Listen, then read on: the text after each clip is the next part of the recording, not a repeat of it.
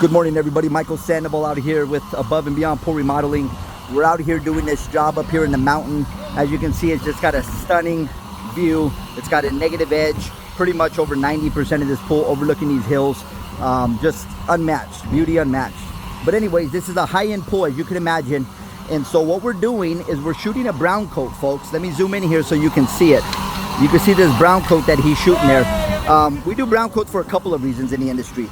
The first reason is if the pool has a lot of rust in it, a lot of rebar showing, we will use a brown coat to, after we cut the rust out, to lock in and secure that bleeding so it doesn't bleed through our new interior finish.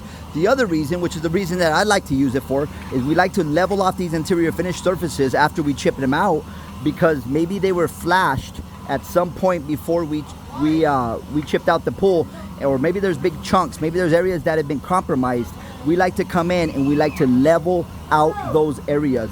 The other thing that we're able to do is we're actually able to come here and we're actually able to get a nice smooth transition and curvature put back on these steps and benches in here, so that when we shoot this with the pebble interior finish, it's going to look a lot smoother and it's going to look a lot more closely to what it did when this pool was installed new.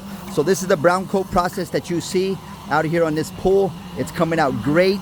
You see the guys really concentrating on that floor, because the floor on this particular pool is what had most of the inconsistencies and variations that we're trying to mitigate prior to installing the interior finish on this pool. Thank you for watching. Michael Sandoval, Above and Beyond Pool Remodeling. You all have a great day and keep winning.